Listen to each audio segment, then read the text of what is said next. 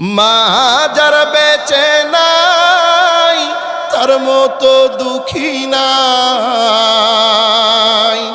মা যার বেঁচে নাই তার মতো দুঃখী নাই, খালা ফুফু মায়ের সমান না আমার মা গো, জান্নাতের চাবি আমার মা, বেহেশতের চাবি আমার মা, মা গো জান্নাতের চাবি আমার মা। পিতামাতার আনুগত্য করতে হবে, আদেশটা কার? বান্দার হক যতগুলি আছে এই সব হকের মধ্যে সবচাইতে গুরুত্বপূর্ণ শ্রেষ্ঠ হক হলো পিতামাতার অধিকার। পিতামাতার অধিকার কেমন? আজকে সমাজের মধ্যে আমরা আমাদের বাবা মায়ের সঙ্গে কিভাবে তাদের অধিকারগুলোকে আদায় করতেছি, একটা বার যদি আমরা এই কোরআনটাকে ফলো করি, পিতামাতার অধিকারের ব্যাপারে আল্লাহ রাব্বুল আলামিন সন্তানদেরকে কি মেসেজ দিচ্ছেন দেখুন। ইম্মা ইয়াবলুগান্না ইনদাকাল কিবারা আহাদুহুমা আও কিলাহুমা ফালা তাকুল লাহুমা উফফিন ওয়ালা তানহারহুমা وقل لهما قولا كريما। আল্লাহু আকবার। আল্লাহ রাব্বুল আলামিন বলেন, ও দুনিয়ার সন্তানেরা, ইম্মা ইয়াবলুগান্না ইনদাকাল কিবারা আহাদুহুমা আও কিলাহুমা, তোমার বাবা মা যখন বার্ধক্যে উপনীত হয়ে যায়, তোমার বাবা মা যখন বৃদ্ধ হয়ে যায়, ওই মুহূর্তে যে সন্তান, তুমি সবল, তোমার বাবা মা দুর্বল, তুমি সন্তান এখন স্বাবলম্বী হয়ে গেছো, অনেক বড় হয়ে গেছো, অনেক সম্পদশীল হয়ে গেছো, টাকাওয়ালা হয়ে গেছো, তোমার বাবা মা এখন দুর্বল। ওই অবস্থায় তোমার নিকট যদি তোমার বাবা মা দুইজন অথবা তাদের মধ্য হতে একজন তোমার দায়িত্বে চলে আসে, ফালা তাকুল লাহুমা উফফিন, খবরদার তাদের কোনো ব্যবহারে তুমি উহ শব্দটি ব্যবহার করো না। বাবা মা দুর্বল হয়ে গেছে, সন্তান এখন আমি সবল, এখন আমার বাবা মা আমার উপরে নির্ভরশীল, আমার বাড়িতে থাকে, আমার খায়।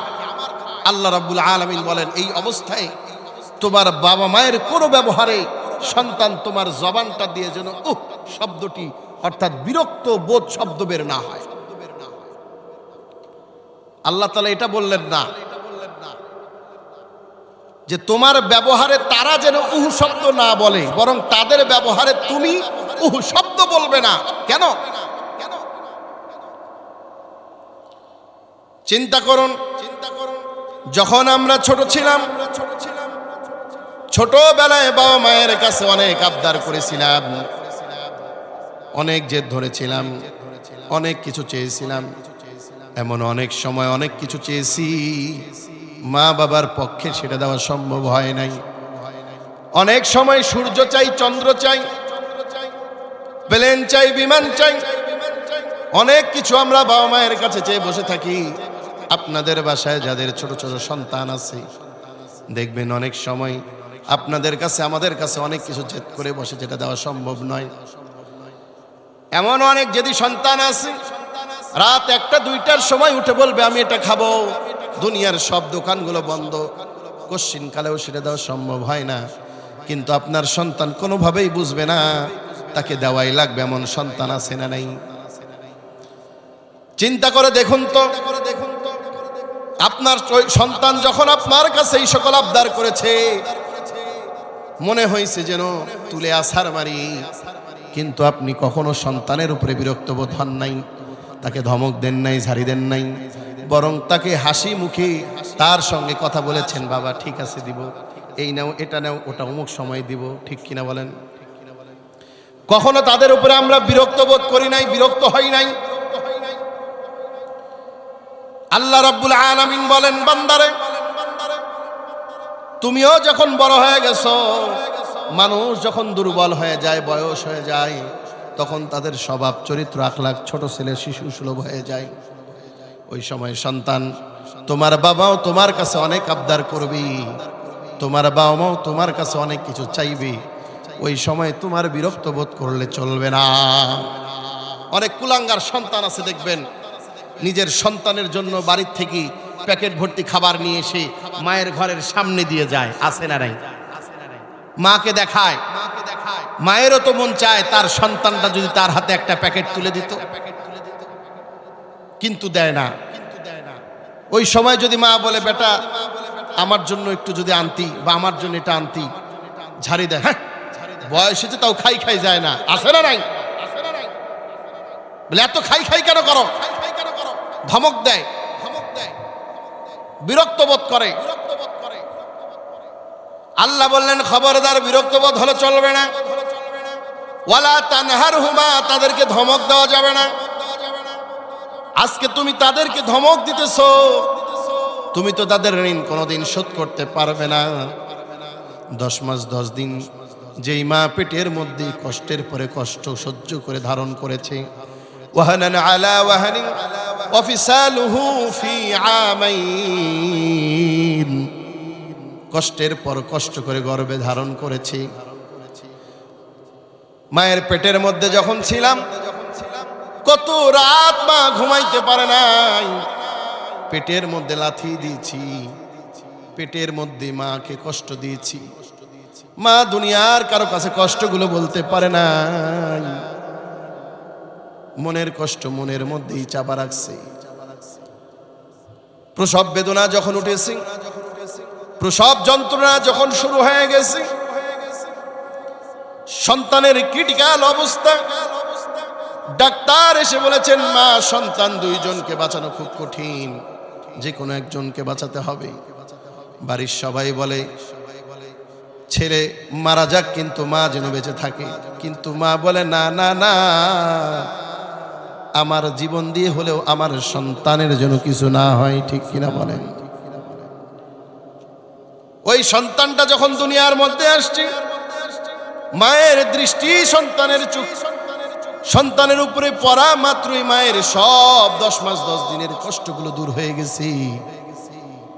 মায়ের মনে, মায়ের মুখে মিষ্টি হাসিতে অতীতের সব বেদনাগুলো দূর হয়ে গেছে। 2টা বছর সন্তানকে বুকের দুগ্ধ পান করায়ছে মা। আল্লাহ রাব্বুল আলামিন এমনি মায়ের মর্যাদা 3 গুণ বৃদ্ধি করেন নাই, কারণ 3টা কষ্ট মা এত বেশি সহ্য করে যেটা কোনো পুরুষের পক্ষে সহ্য করা সম্ভব নয়। 10 মাস 10 দিন পেটে ধারণ করা, প্রসব বেদনা যখন জন্ম দেয় সেই কষ্ট সহ্য করা, দীর্ঘ 2টি বছর সন্তানকে দুগ্ধ পান করানো, এই যে 3টা কষ্ট কত যন্ত্রণার। সন্তান যখন বুকের দুগ্ধ চোষক মারে, আমারও বাসায় ছোট সন্তান আছে, মাঝে মাঝে রাতের বেলা যখন মা সন্তানকে দুগ্ধ পান করায়, আমার পাশে আমার বিবি চিৎকার দিয়ে উঠে, আমি বললাম কি হলো? বলে তোমার সন্তান এত জোরে বুকের দুগ্ধ চোষক দেয়, মনে হয় রক্তগুলো টান দিয়ে বের করে নিবে। মা ওই কষ্টগুলো হাসি মুখে মেনে নিয়েছি, সন্তানকে কোনোদিন বুঝতে দেয় নাই। সন্তান যখন ছোট, কথা বলতে পারে না, শুধু কান্না করে, খিদা লাগলেও কান্না করে, শরীরের মধ্যে মাছি মশা বসলেও কান্না করে, প্রসাব করলেও কান্না করে, ক্ষুধা লাগলেও কান্না করে।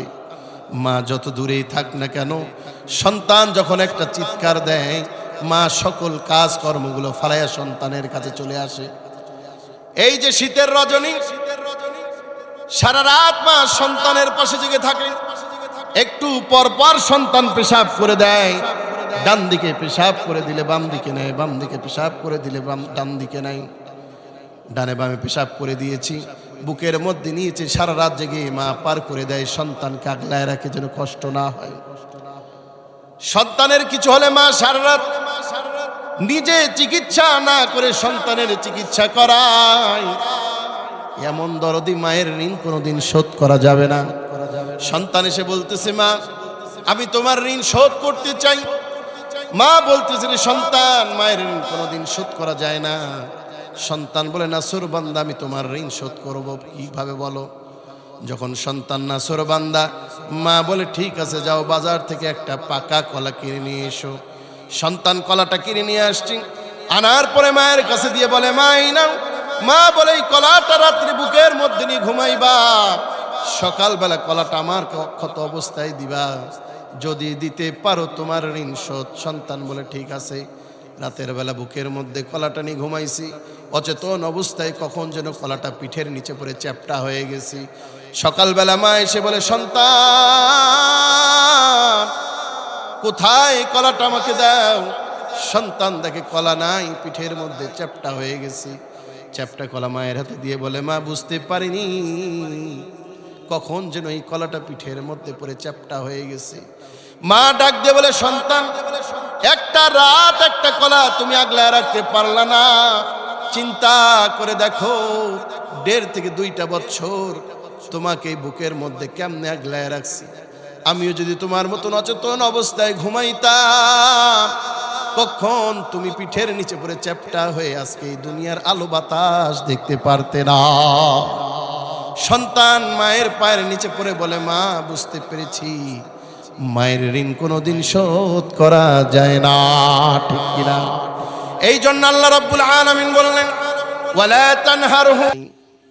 বিবির কথা শুনে মাকে মারধর করে বাড়ির থেকে বের করে দেয়, ঠিক মতন খাবার দেয় না, কাপড় দেয় না, গোয়াল ঘরের মধ্যে রাখি বৃদ্ধাশ্রমে পাঠায়া দেয়। আজকে তো মিডিয়া খুললেই দেখা যায় ভরি ভরি নিউজ। ঢাকা শহরের সন্তান ছেলে মেয়ে বিবি বাচ্চা নিয়ে ফ্ল্যাট বাসার মধ্যে থাকি, গ্রামের মধ্যে মা ঝুপড়ির মধ্যে থাকে, বছরের পর বছর মায়ের কোনো খবর নেয় না। মা মানুষের বাড়িতে ভিক্ষা করে করে খায়, ঠিক কিনা বলেন? আছে না নাই?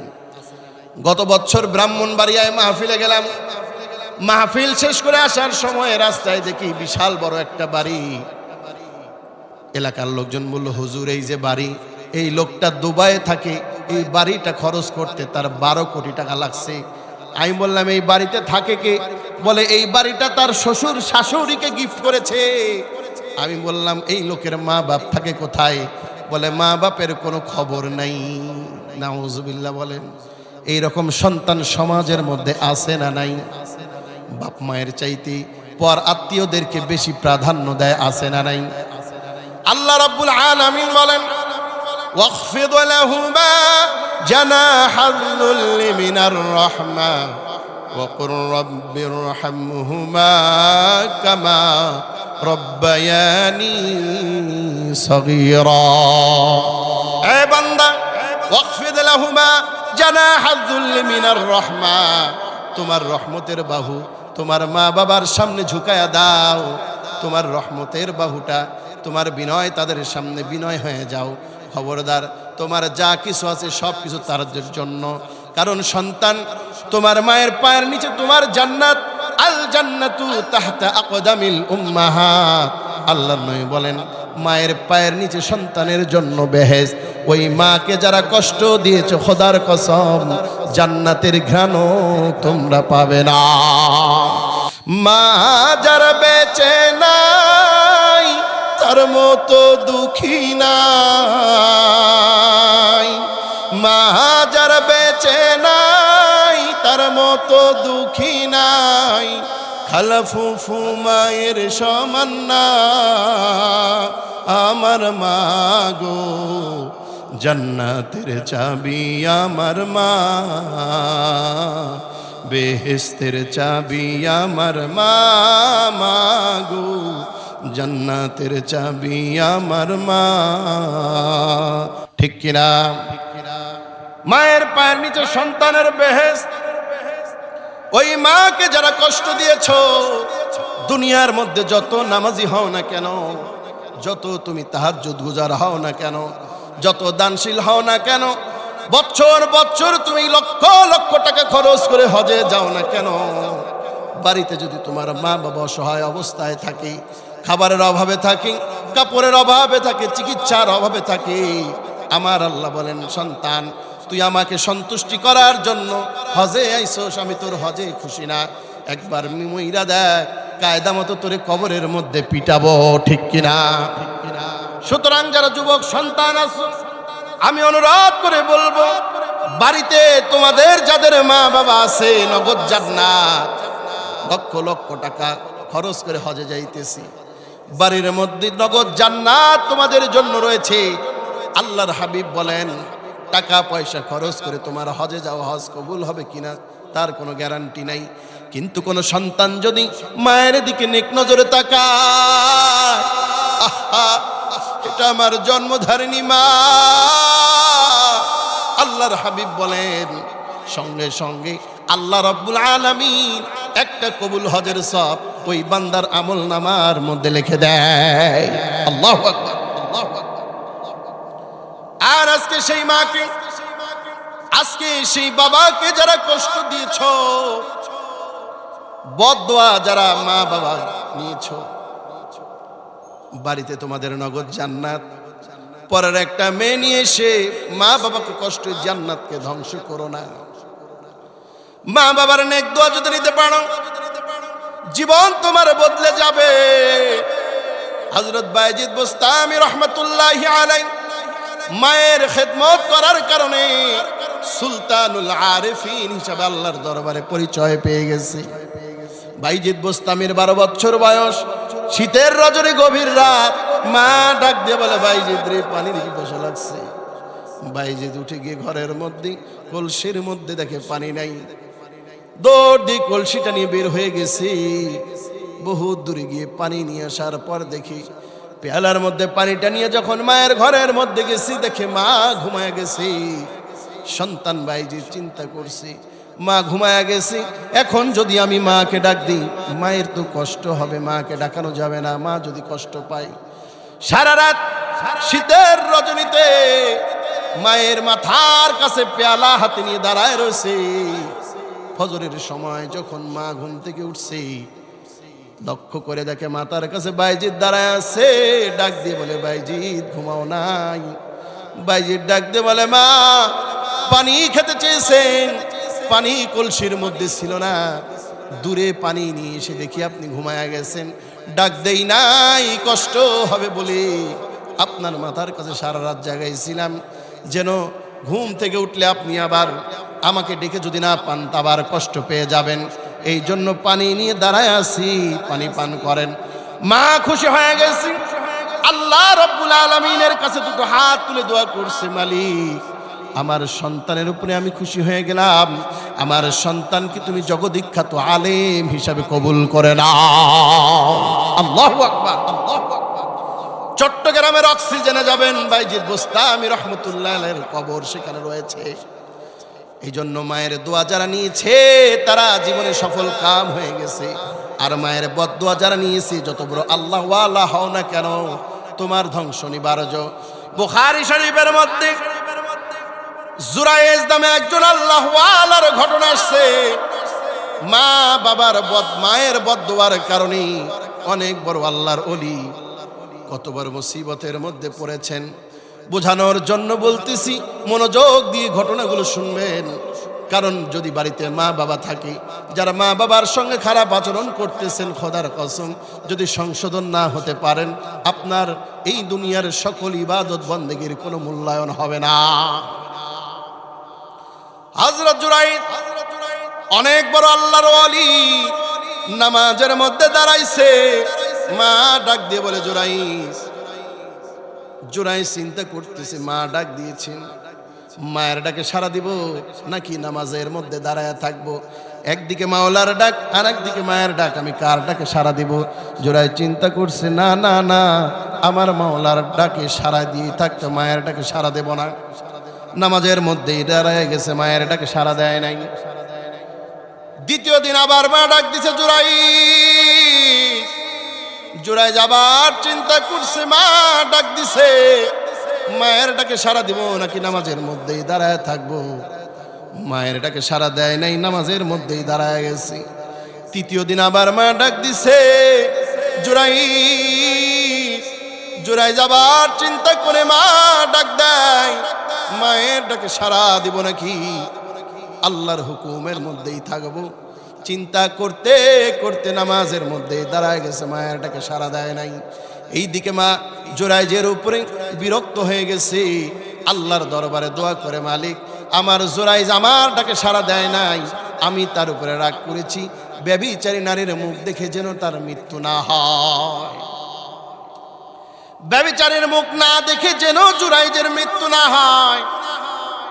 আল্লাহর দরবারে দোয়া কবুল।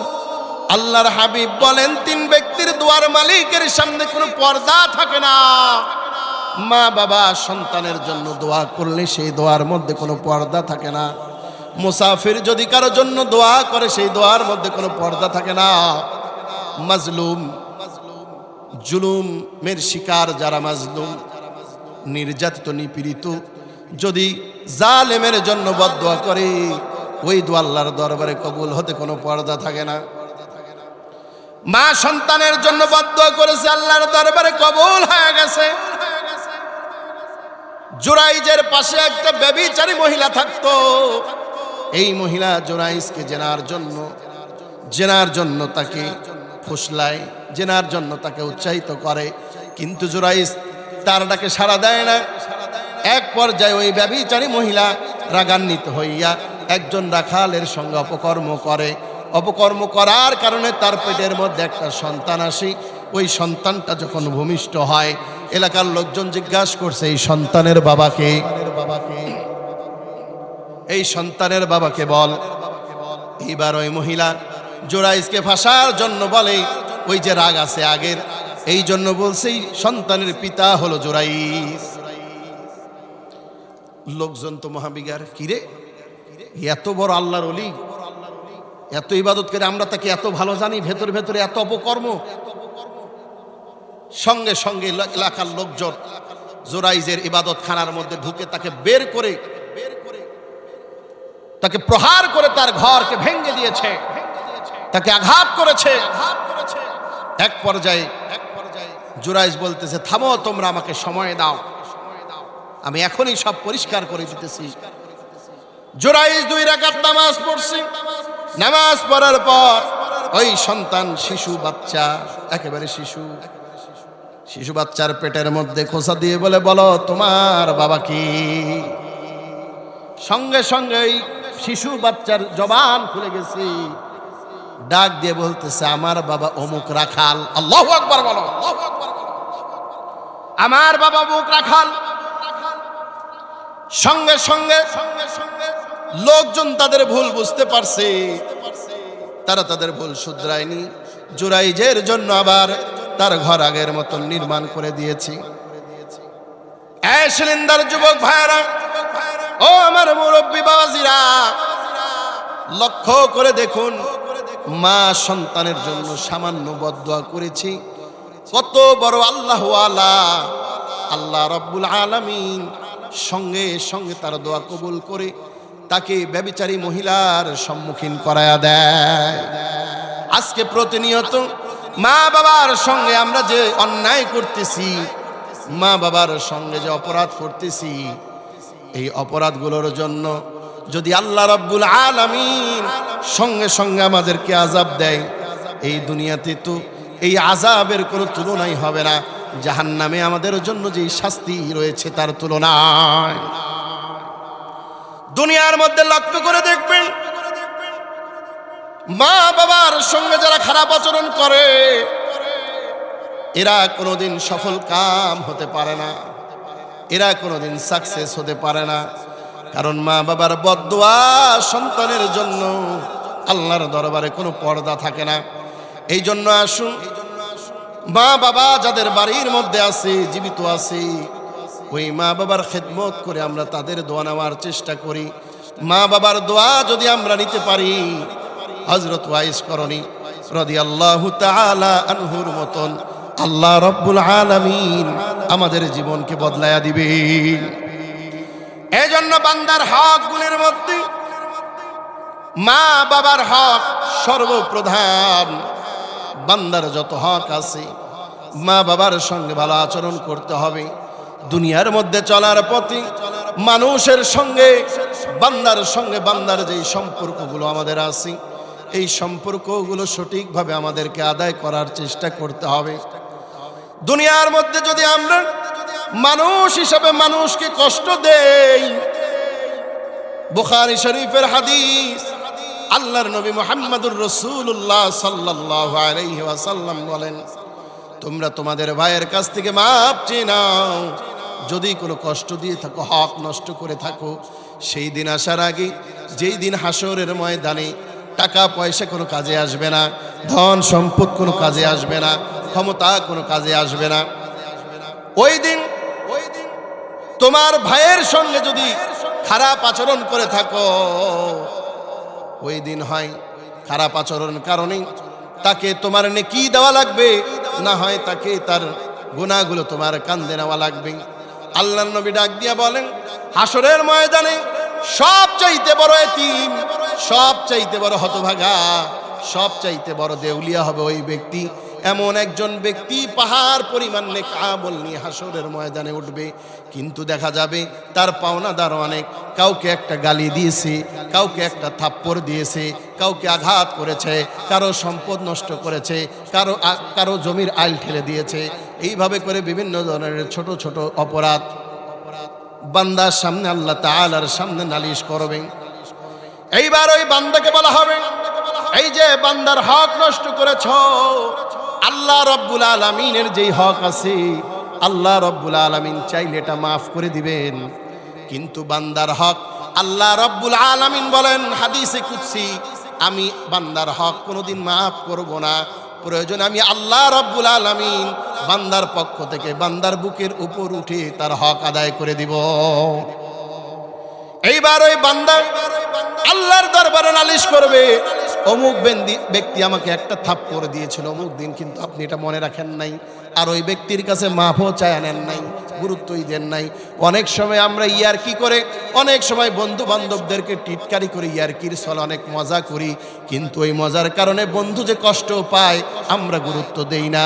খোদার কসম, ওই কষ্টের কারণে হাসরের ময়দানে আল্লাহর দরবারে আপনি অপরাধীর কাঠগড়ায় দাঁড়ায় যাবে। এইবার আল্লাহ বলবেন, বান্দারে বদলা দিয়া দাও। হাদিসের মধ্যে আসছে, কেউ যদি কাউকে সামান্য কম দেয় অথবা সামান্য বেশি নেয়, আপনি মাপ দেওয়ার সময় 1 গ্রাম কম দিলেন, কিন্তু নেওয়ার সময় 1 গ্রাম বেশি দিলেন, হাসরের ময়দানে জামাতে আদায় করা 700 রাকাত কবুল নামাজের সওয়াব ওই ব্যক্তির আমল নামায় দেওয়া লাগবে, নতুবা ওই পরিমাণ গুনাহ আপনার কাঁধে নেওয়া লাগবে। কয় ওয়াক্ত নামাজ কবুল হয়েছে হিসাব আছে নাকি বলতে পারবেন? কিন্তু 700 রাকাত কবুল নামাজের সওয়াব আপনাকে দেওয়া লাগবে, সামান্য যদি কারো আপনি হক নষ্ট করেন। এইবার ওই পাহাড় পরিমাণ নেকি নিয়ে বান্দা উঠছে। এখন পাওনাদার অনেক সিরিয়াল, একজন একজন করে পাওনা নেকি দিতে থাকবে, কারণ ওখানে তো টাকা পয়সা দিয়ে কেনা বেচা হবে না, ঠিক কিনা? ওখানে কেনা বেচা চলবে নেকি আর গুনাহ। এবার বান্দা একটা গালির বদলে নেকি দিবে, একটা থাপ্পড়ের বদলে নেকি দিবে, এক এক অপরাধের কারণে নেকি দিতে দিতে দিতে পাহাড় পরিমাণ নেকি তার শূন্য হয়ে গেছে। নেকি নাই, কিন্তু পাওনাদার এখন অনেক বড় লম্বা সিরিয়াল। এইবার ওই বান্দা দেখে তাদের গুনাহগুলো ওই বান্দার কাঁধে চাপায়া দেওয়া হবে। এইবার গুনাহ নিতে নিতে দেখা যাবে পাহাড় পরিমাণ নেকি নিয়ে উঠছিল, পাহাড় পরিমাণ নেকি শেষ, বান্দার কাঁধে এখন পাহাড় পরিমাণ গুনাহ। অবশেষে ওই গুনার পাহাড় নিয়ে বান্দা জাহান্নামে চলে যাবে। এই জন্য বান্দারা শুন, এই দুনিয়ার মধ্যে আল্লাহ রাব্বুল আলামিনের সন্তুষ্টি অর্জন করা লাগবে। বেশি বেশি করে হকের ব্যাপারে সচেতন হতে হবে। আল্লাহর হক, বান্দার হক, এই দুইটা হক যারা সঠিকভাবে আদায় করে, আল্লাহ রাব্বুল আলামিন বলেন ওই বান্দা হলো সালেহিন বান্দা। সালেহিন বান্দা মানে হলো যারা নেক আমল করে, আমলে সালেহ করে। আর এই একমাত্র আমলে সালেহ সারা বান্দা কোনোদিন জান্নাতে যাইতে পারবে না। কোন মুমিন বান্দা বান্দি যদি নেক আমল করে, আমলে সালেহ, যেই আমলটা আল্লাহ এবং তার রাসূলের সন্তুষ্টির জন্য আল্লাহর হক বান্দা আদায় করে, বান্দার হকও বান্দা আদায় করে। সমাজের মধ্যে অনেক মানুষ আছে দেখবেন নামাজ রোজা হজ যাকাত আল্লাহর হক খুব আদায় করে, কিন্তু বান্দার সঙ্গে সম্পর্ক খারাপ আছে না নাই? কথা বলেন না কেন? আছে না নাই? নামাজি পরহেজগার দান করে সদকা করে, কিন্তু সমাজের মানুষের সঙ্গে ব্যবহার খারাপ, আছে না নাই? আবার দেখবেন অনেক মানুষ আল্লাহর হকের ধার ধারে না, কিন্তু পরোপকারী মানুষের সঙ্গে খুব ভালো সম্পর্ক, আছে না নাই? লাভ হবে?